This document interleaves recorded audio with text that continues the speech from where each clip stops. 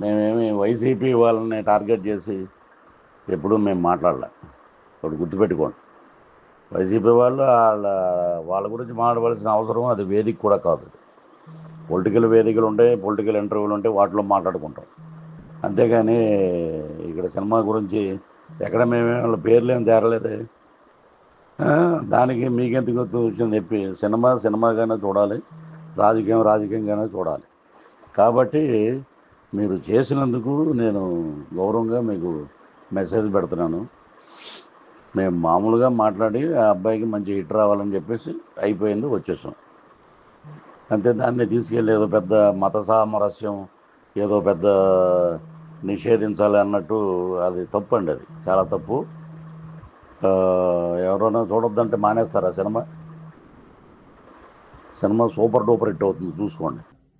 ఇప్పుడు మనం చూడొద్దు అంటే సినిమా ఏమన్నా చూడకుండా మానేస్తారా? సినిమా సూపర్ డూపర్ హిట్ అయింది, కనీసం సారీ కూడా చెప్పకుండా పూర్తి స్థాయిలో నేనేం మీ పేర్లు ఎత్తన్నానా? ఎందుకు మీరు అలాగా తీసుకుంటారు? నేనేమన్నా సినిమా ఫంక్షన్ మీ పేర్లు ఎత్తే ఉన్నంటే మీరు బాధపడాలి.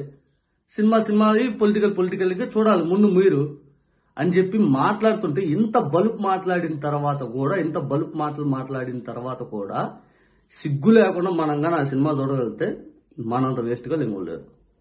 నిజంగా వైఎస్ఆర్ కాంగ్రెస్ పార్టీ అభిమానులు కానీ, జగన్మోహన్ రెడ్డి గారిని అభిమానించే వాళ్ళు ఎవ్వరు కూడా ఈ సినిమాను బాయ్కాట్ అని ఏదైతే మనం తీసుకున్న నిర్ణయం దానికి స్టిక్ ఆన్ అవ్వాలి.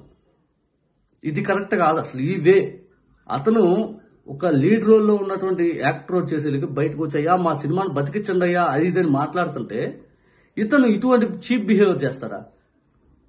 విశ్వక్సేన్ వచ్చి అతను చెప్తే కూడా సరేలే ఏముందని కన్సర్న్ గా ఆలోచించిన వ్యక్తులకు మళ్ళీ ఇతను ఆడియోగా బయటకు వస్తే సిగ్గు ఈ సినిమా మీద తుపుక్ అని ఉయ్యాలి. మనం ఖచ్చితంగా దానికే స్టిక్ అని అయి ఉండాలి.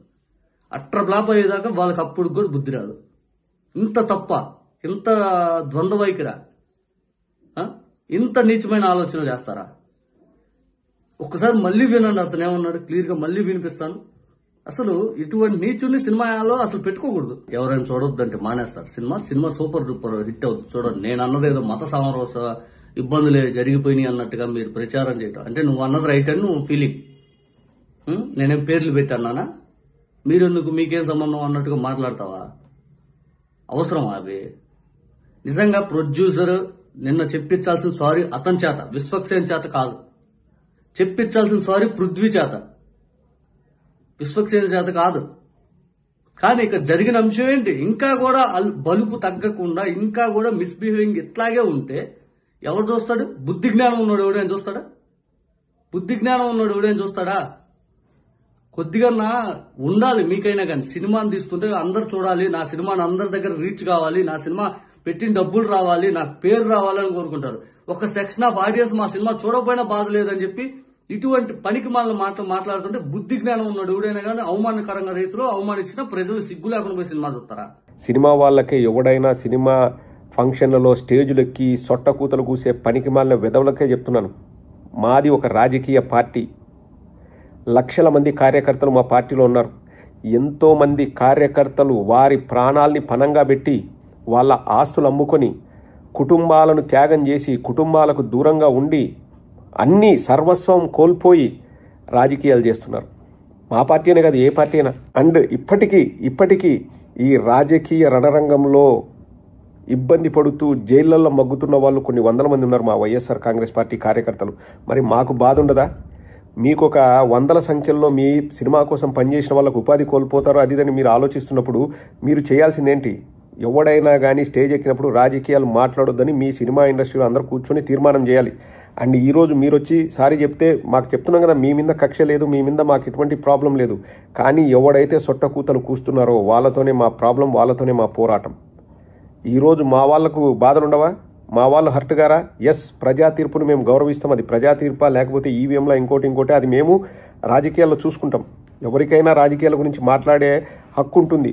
మనకు ప్రజాస్వామ్యం ఆ హక్కు కల్పించింది. కానీ దానికి సందర్భం అనేది కూడా చాలా ముఖ్యం. స్టేజుల మీద ఎక్కువ మంది చూస్తున్నారని చెప్పేసి ఇష్టం వచ్చినట్లు 70 మంది 80 మంది మొత్తం 150 మంది మేకలు ఉన్నాయి, తర్వాత చూస్తే 11 మేకలు ఉన్నాయి. ఇవన్నీ ఎవడు అన్నమన్నాడు? ఎవరు మాట్లాడమన్నారు?